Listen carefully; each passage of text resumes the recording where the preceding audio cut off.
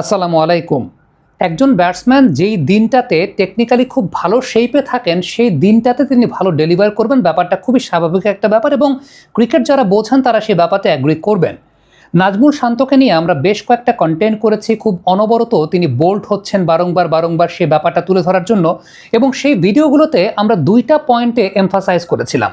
একটা পয়েন্ট ছিল নাজমুল শান্তর ব্যাটের পজিশনটা ডিপ ফাইন লেগ থেকে আসছে বারবার, এবং যে জায়গাটায় তিনি ম্যাক্সিমাম নাম্বার অফ ওকেশনস তিনি ব্যাটটাকে ঠিকঠাক মতো জায়গা মতো আনতে পারছেন না, আউট হচ্ছেন। আজকের এই ম্যাচটাতে একটা বিষয় যদি লক্ষ্য করে দেখেন তাহলে খেয়াল করে দেখবেন Najmul Shanto was in a very good shape. কেন? প্রথমত তার ব্যাট পজিশনটা, যেটা আমরা এর আগে আপনাদেরকে দেখাচ্ছিলাম যে ব্যাটটা আসছে ফাইন লেগ অঞ্চল থেকে, যে কারণে ব্যাটটা তিনি স্ট্রেট বরাবর নামাতে পারছেন না। আজকে খেয়াল করে দেখেন, কম্পেয়ার করে, সেক্ষেত্রে তার ব্যাটগুলো প্রত্যেকটা ক্ষেত্রে কিন্তু আসছিল উইকেট কিপার এন্ড থেকে, অর্থাৎ স্ট্রেইট অ্যাজ অ্যান অ্যারো। হ্যাঁ, apart from the shorts he played with horizontal bats, যেগুলো আসলে পুল করেছেন বা হুক করেছেন, সেগুলোর ক্ষেত্রে তো একটু অ্যাঙ্গুলার হবে, কিন্তু আদারওয়াইজ যে বলগুলো তিনি ভার্টিক্যাল ব্যাটে খেলেছেন সেই বলগুলোর ক্ষেত্রে খেয়াল করে দেখবেন তার ব্যাট সুইংটা আসছে straight from the wicket keeper, not from the fine leg. যেটা এর আগে আমরা আমাদের ভিডিওতে দেখিয়েছিলাম যে নাজমুল শান্তর এই টেকনিকটা রেকটিফাই করাটা আসলে খুব জরুরি। আদারওয়াইজ তিনি যে বারবার বোল্ড হচ্ছেন, এই বোল্ড হওয়ার প্রবলেমটা বা এলবিডব্লিউ হওয়ার প্রবলেমটা কিন্তু থেকে যাবে। আজকে মার্শাল্লাহ নাজমুল শান্তকে কিন্তু এই জায়গাটা সংশোধন হতে দেখা গেছে। এখন আমি জানি না, যে কথাটা আমি একদম শুরুতে বলছিলাম যে যেই দিনটাতে একজন ব্যাটসম্যান রাইট শেপে ব্যাটিং করবেন সেই দিনটাতে ভালো করবেন, এই রাইট শেপে থাকার দিনটা আজকে যেমন ছিল, সেটা আগামীকালকেও থাকবে কিনা, পরশু থাকবে কিনা, তারপরে থাকবে কিনা, অর্থাৎ রেগুলার বেসিসে ঠিক থাকাটা নাজমুল শান্ত থাকতে পারবেন কিনা। তবে আজকের দিনটাতে তিনি বেশ ভালো শেপে ব্যাটিং করেছেন। আরেকটা জায়গা নিয়ে আমি কথা বলছিলাম, সেটা হচ্ছে, যেটা সবচেয়ে মেজর পয়েন্ট ছিল, সেটা হচ্ছে নাজমুল শান্ত তার ফ্রন্ট ফুটে ওয়েট ট্রান্সফার করতে পারছিলেন না। ব্যাকফুটের উপর ম্যাক্সিমাম নাম্বার অফ ওয়েটস রাখার কারণে, ম্যাক্সিমাম অ্যামাউন্ট অফ ওয়েটস রাখার কারণে তার ফ্রন্ট ফুটের উপর ওয়েট ট্রান্সফারটা হচ্ছিল না, যেখানে ব্যাকফুটের উপর তিনি প্রায় 70 বা 80% পর্যন্ত ওয়েট রাখতেন, এবং যে কারণে তার পায়ের পজিশনটা, টোর পজিশনটা থাকতো আসলে পয়েন্ট কিংবা কাভার বরাবর, যেটা আপনারা দেখতে পাচ্ছেন এই মুহূর্তে। আজকে আমরা একটু পাশাপাশি কম্পেয়ার করে আপনাদেরকে যদি দেখাই তাহলে খেয়াল করে দেখবেন যে বলগুলো ভেতরের দিকে ঢুকছে, নাজমুল শান্তর টো পজিশনটা স্ট্রেইট টুয়ার্ডস দ্য বল, বলের দিকে বা টো পজিশনটা straight, that means weight transfer was very much perfect. আজকের দিনে তার ওয়েট ট্রান্সফারটা ভালো হয়েছে।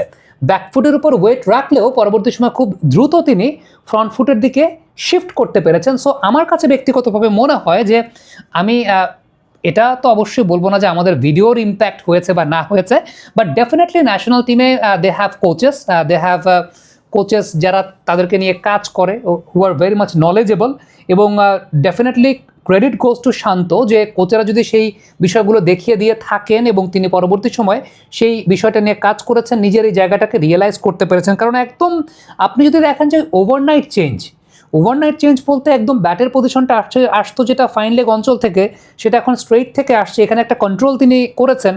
দ্বিতীয়ত যে বিষয়টা আমি বলবো সেটা হচ্ছে তার ওয়েট ট্রান্সফারের জায়গাটা যেটা ভিজিবল, আপনি আমার আসলে বানিয়ে বলার কোনো কিছু নাই, এটা আপনি খুব ভালো মতো দেখতে পেলেন।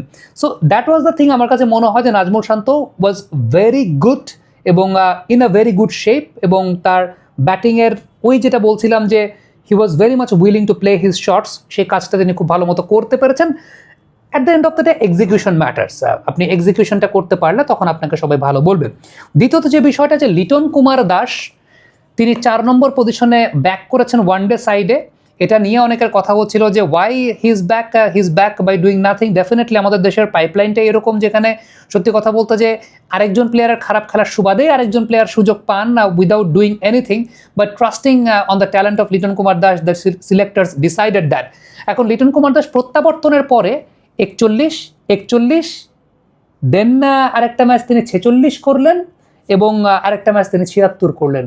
So this is it all about. এবং আমি যদি ভুল না করে থাকি, যখন বিসিএল চলে ওই সময়টা অনফিল্ডের পর্দে আমরা আরেকটা কন্টেন্ট করেছিলাম যে I think it's time to bring back Liton Kumar Das, but not as an opener, as a middle order batter. কারণ আমাদের মিডল অর্ডারে স্টেবিলিটির জায়গাটা একেবারেই ছিল না, স্টেবিলিটির জায়গাটা একেবারেই দেখা যাচ্ছিল না, কারণ বাংলাদেশ 50 ওভার ব্যাটিংই করতে পারছিল না।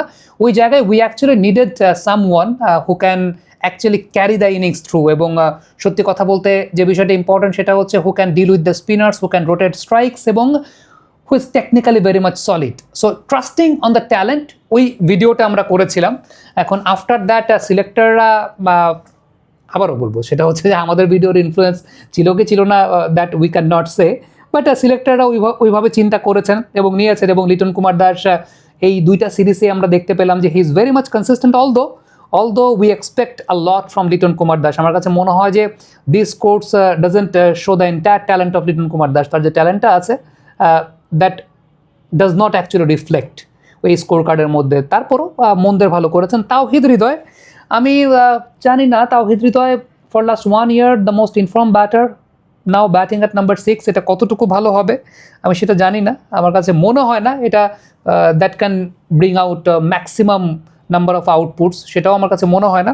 বাট আজকের দিনটাও এক্সপেকটেশন অনুযায়ী তাওহিদের ব্যাটিংটা আমার কাছে আপ টু দ্য মার্ক মনে হয়নি। But although he is in good shape, he is in good form. কিন্তু আমি একটা বিষয় বলবো যে তার ব্যাটিংটা আপনি যদি চিন্তা করে থাকেন, আমরা গত কদিন আগে একটা অ্যানালাইসিস করেছিলাম, সেই অ্যানালাইসিস একটা বিষয় বলেছিলাম যে although he is getting runs, তিনি রান পাচ্ছেন, কিন্তু সেই রানগুলো তিনি যখন পাচ্ছেন এটা অন্যরা খারাপ খেলছে দেখে, এই কারণে তিনি ড্যামেজ রিপেয়ার করছেন দেখে আমাদের কাছে মনে হচ্ছে ভালো করছেন। But he could have been approach the innings a bit faster, a bit quicker, যে বিষয়টা আমার কাছে মনে হয় যে আরেকটু হয়তো বা একদম নেটে আমরা যেরকম ব্যাটিং করি না, বেসিক ব্যাটিং, বল যেদিকে আসছে সেদিকেই খেলছি। এখন weather there is a fielder installed or not, আমরা সেই বিষয়টা দেখছি না। সো হৃদয়ের ব্যাটিং অনেকটা সেরকম মনে হয় যে বল আসছে, বেসিক সলিড টেকনিকে সেই বলটাকে তিনি শটটাকে খেলছেন। এখন fact is the direction of the shot, মানে ইন্টারন্যাশনাল ক্রিকেটে বা ভালো ব্যাটসম্যানদের বৈশিষ্ট্যের জায়গাটা কিন্তু এরকম, যেটা একজন অর্ডিনারি ব্যাটসম্যানের থেকে একজন অর্ডিনারি ব্যাটসম্যানকে পৃথক করে, সেটা হচ্ছে যে যখন আপনি ফিল্ড সেট আপ করা আছে, সেই ফিল্ড সেট আপের মাঝখান থেকে আপনি এদিক ওইদিক গিয়ে গ্যাপ প্রডিউস করতে পারবেন rather then only sticking on to your basics, সেটাই হচ্ছে আসলে আসল ব্যাটিংয়ের জায়গাটা। ওই জায়গাটা আমার কাছে মনে হয় যে missing. From bowling point of view, Nahid Rana বাংলাদেশের এই মুহূর্তে আমার কাছে মনে হয় যে he is the one whom we have been seeking for over last 25 years. আমরা 25 বছর ধরে কোনো একজন বোলারকে খুঁজছিলাম। সো নতুন করে বলার কোনো কিছু নাই। এই সিরিজের সবচেয়ে ইম্পর্টেন্ট ব্যাপার ইয়র্কারটাকে খুব ভালো মতো প্লেস করতে পেরেছেন। ইয়র্কার লেন্থে তার এক্সিকিউশনটা ভালো হয়েছে। Mustafiz got Pfeiffer.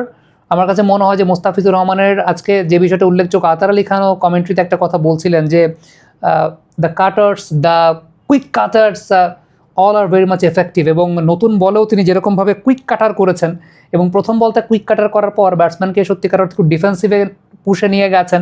After that he pulled the length back, it was a bouncer এবং well directed bouncer that did not loss the venom. Then সে বলটাতে শট খেলতে গিয়ে আউট হয়েছেন ব্যাটার।